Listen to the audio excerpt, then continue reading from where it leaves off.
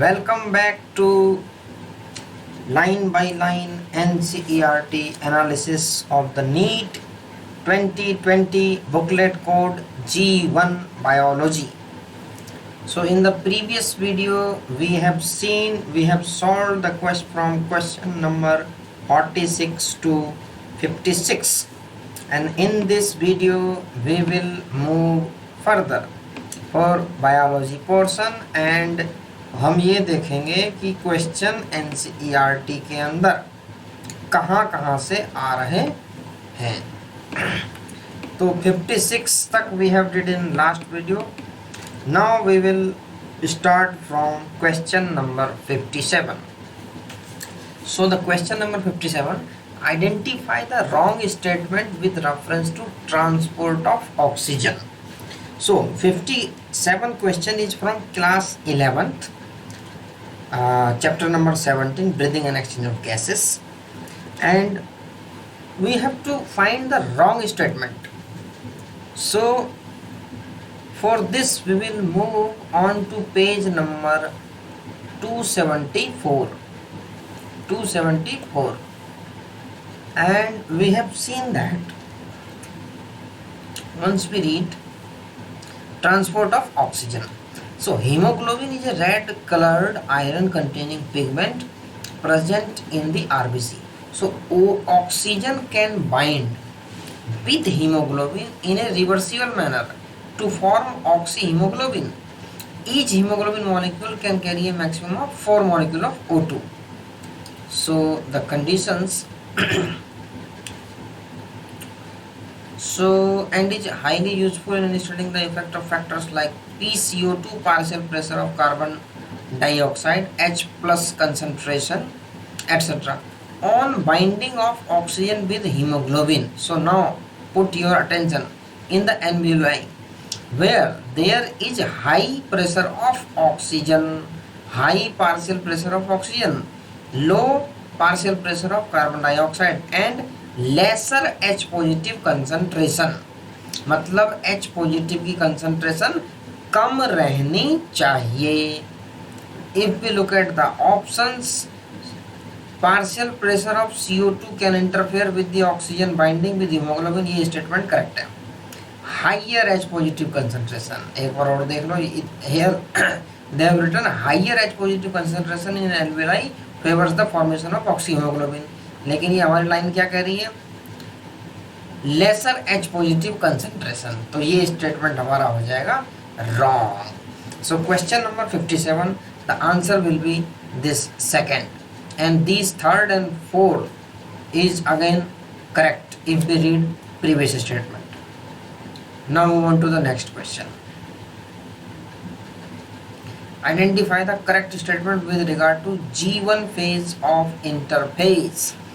This question has been asked from class 11th, chapter number 10, and for this they have asked the correct out of these 4. So we will look at page number 163 in NCERT class 11th biology. So in 163 page, let's see, yes, G1 phase corresponds to the interval between mitosis and initiation of DNA replication. Now, during G1 phase, the cell is metabolically active. So if you have read this line, then you can solve it very easily. And continuously grow but does not replicate its DNA. Now move on to the question. Identify the correct. So reorganization of all cell components takes place. No, they have asked correct regarding G1 phase. Cell is metabolically active and grow but does not replicate its DNA. This line is exact, the line which we have found. So the correct answer will be second.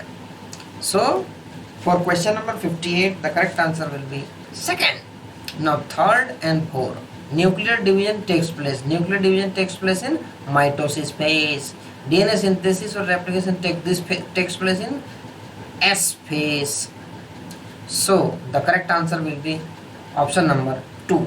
Now move on to the question number 59. Which of the following statement about inclusion bodies is incorrect. इसके अंदर तुम्हें ढूंढना है incorrect, एक incorrect होगा और 3 correct होंगे।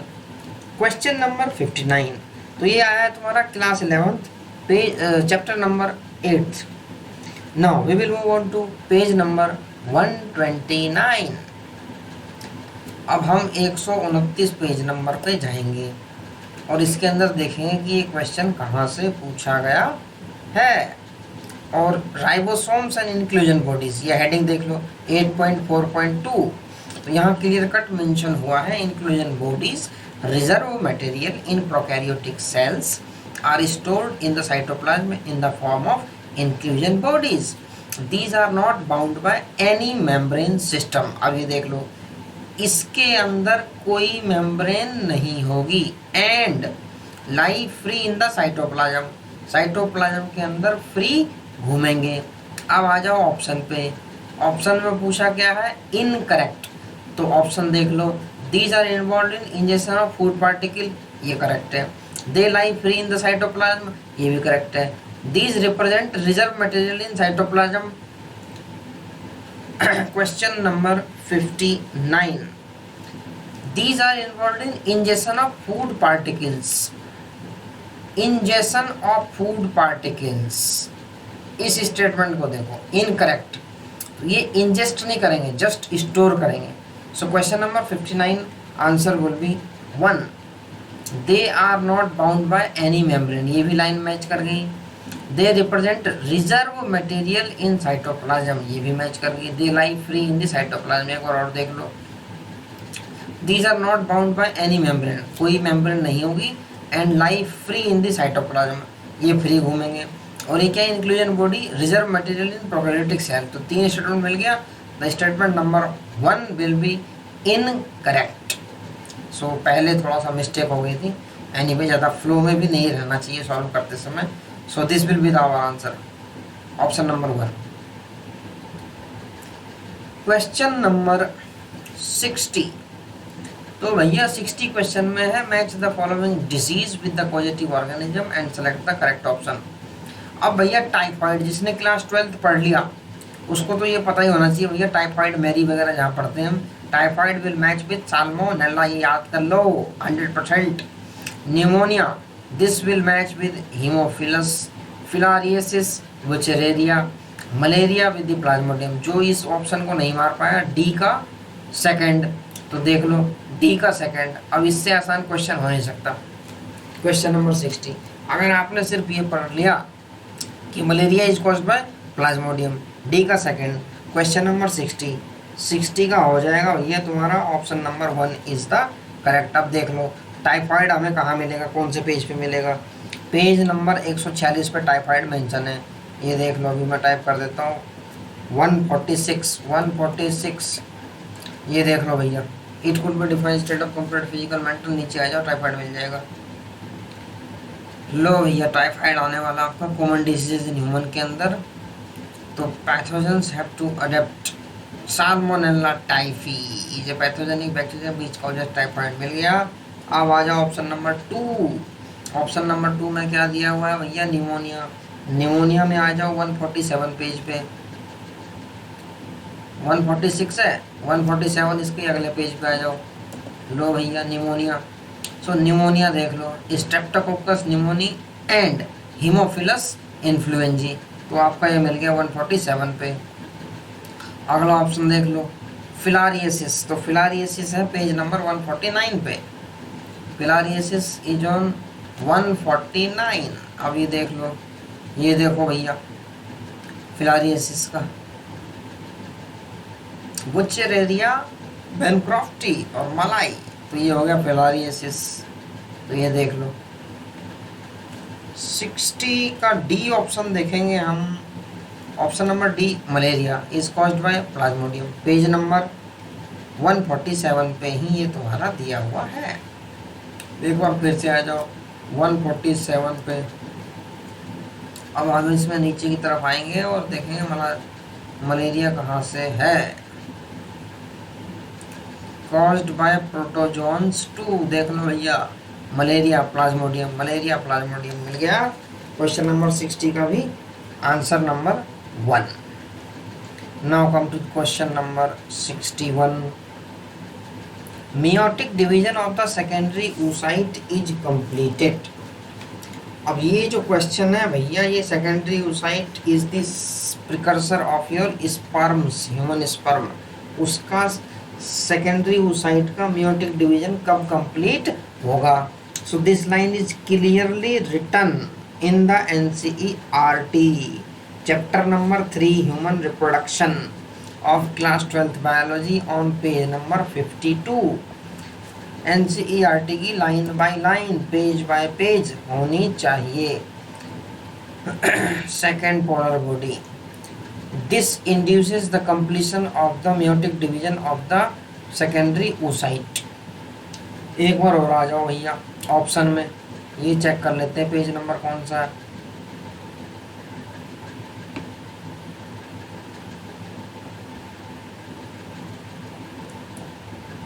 Entry of the sperm, ठीक है जी. Entry of the sperm leads to your completion of the, so the meiotic division of the secondary oocyte is completed at the time of fusion of sperm with an ovum. Question number 61. 61 का answer हो जाएगा आपका भैया 3. Question number 61 answer will be 3, क्योंकि इसको देख लो आप.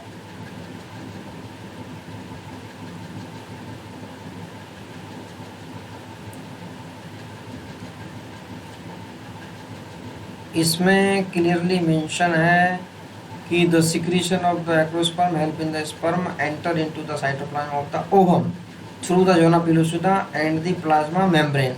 This induces the completion of the meiotic division of the secondary oocyte. ठीक है जी, तो ये हो गया. अब आ जाओ 61 का हो गया 3, so answer number 3 will B correct. अब आ जाओ क्वेश्चन नंबर 62. आ जाओ भाई 62. By which method was a new breed Hisardale of sheep formed by using Bikaneri ewes and merino rams. ये क्वेश्चन आया भैया आपका चैप्टर नंबर 9 क्लास 12 थे. सो 62 का पेज नंबर 168 पे एज इट इज लाइन दी हुई है. तो 168 जिसने पढ़ लिया इस क्वेश्चन को उड़ा देगा. आ जाओ भैया, ये एग्जांपल है क्रॉस ब्रीडिंग का. अगर तुमने पढ़ा हो, ध्यान दिया होगा, क्रॉस ब्रीडिंग में नीचे लाइन लिखी हुई है, Hisardale is a new breed of sheep developed in Punjab by crossing Bikaneri ewes and merino rams. तो इसका आंसर हो जाएगा क्रॉस ब्रीडिंग. देख लेते हैं कौन सा ऑप्शन है भैया. Option number 2 is correct. 62. Now come to question number 63. Question number 63, number of substrate level phosphorylations in one turn of citric acid cycle is. ये लाइन भी डायरेक्ट NCERT में लिखी हुई है.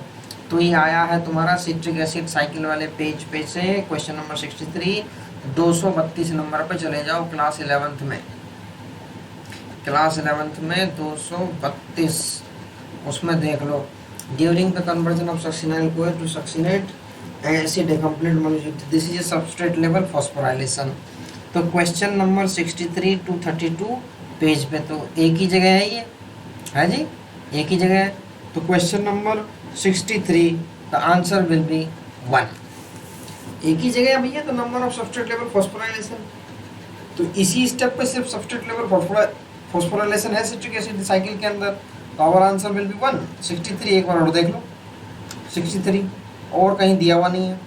That means this is a substrate level phosphorylation. यहाँ जो तुम्हारा बन रहा है मॉलिक्यूल ऑफ GTP, जहाँ GTP बन रहा है वो सबस्ट्रेट लेवल फॉस्फोराइलेशन, मतलब GTP से GTP बन रहा है तो फॉस्फेट ऐड हो रहा है, तो सबस्ट्रेट लेवल फॉस्फोराइलेशन है. चलो जी, और कहीं भी ये तुम्हारा ये वाला स्टेप नहीं है, एक ही जगह है. GTP एक ही जगह बन रहा है, तो दैट मीन्स इस पूरे साइकिल में देख लो एक ही जगह. Now move on to the next question. Question number 64, choose the correct pair from the following. ये 4 दिए हुए हैं, हमें एक चुनना है करेक्ट, बाकी 3 हो जाएंगे इनकरेक्ट. 64, तो 64 आया भैया क्लास 12 से.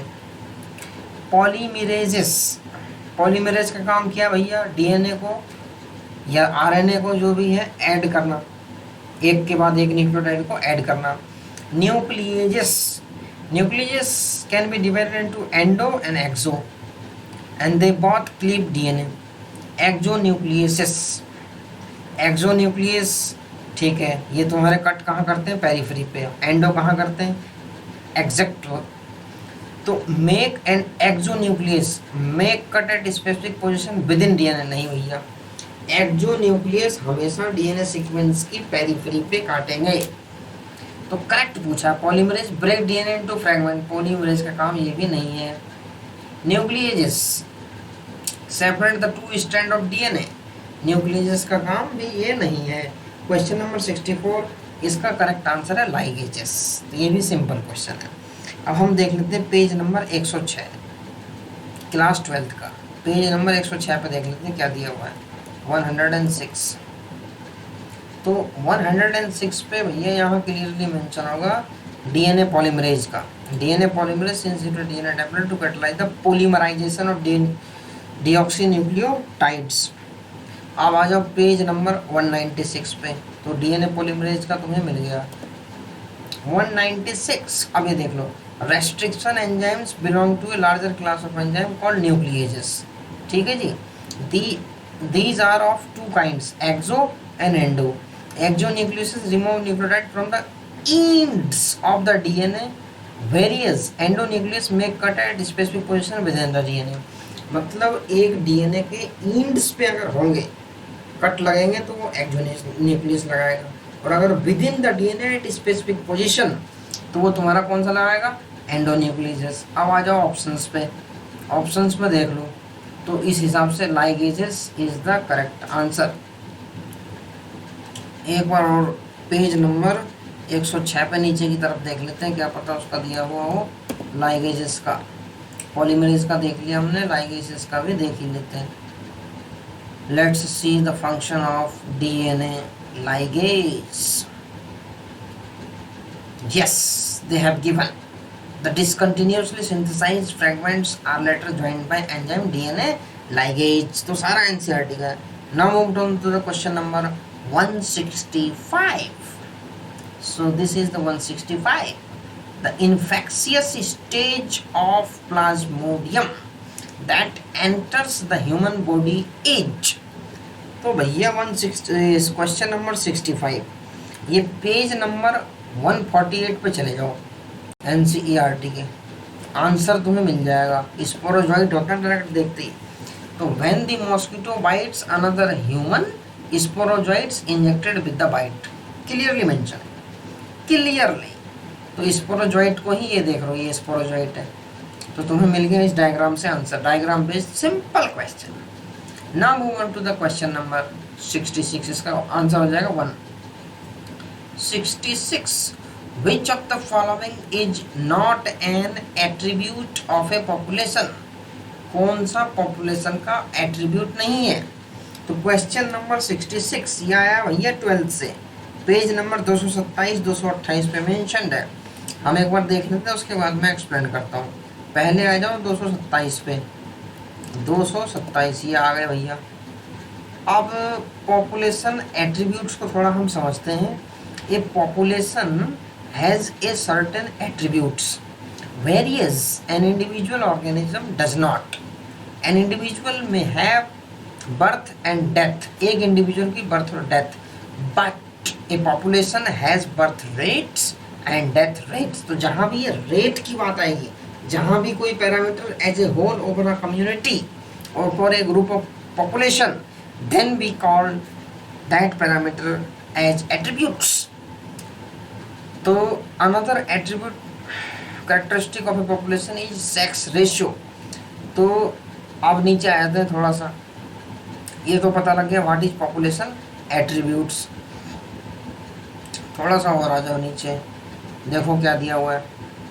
Then we will understand what are the population attributes. आ जाओ भैया नीचे फटाफट, ये आ गए जी। अब उसमें पूछा क्या है, एक बार क्वेश्चन देख लेते हैं। क्वेश्चन में पूछा गया है कि नॉट नेटेलिटी है, मॉर्टेलिटी है, सेक्स रेशो भी है, क्लियर मेंशन है, स्पीसीज इंटरेक्शन, ये कोई भी एट्रीब्यूट नहीं है। यहाँ देख लो एक बार फिर से, ये नेटलिटी है, सेक्स रेशो ऊपर देख लिया हमने, और क्या है, और तुम्हारा मॉर्टेलिटी ये भी है, सेक्स रेशो ऊपर देख लिया, ये नहीं है। तो 66 answer number 3 will be the correct. So अभी हम क्वेश्चन नंबर 57 से 66 तक देखा है, and next questions will be discussed in the next videos, so keep it watching and enjoy and learn from where and from which line, which page the questions are coming in NEET. So this will be a very useful videos for those, ये उनके लिए ज़्यादा useful है जो कि पहली बार या जिन्होंने अभी देना है। जो एक दो बार दे चुके हैं वो तो कहेंगे बायोलॉजी क्वेश्चन क्या है, ये लो मार दिया।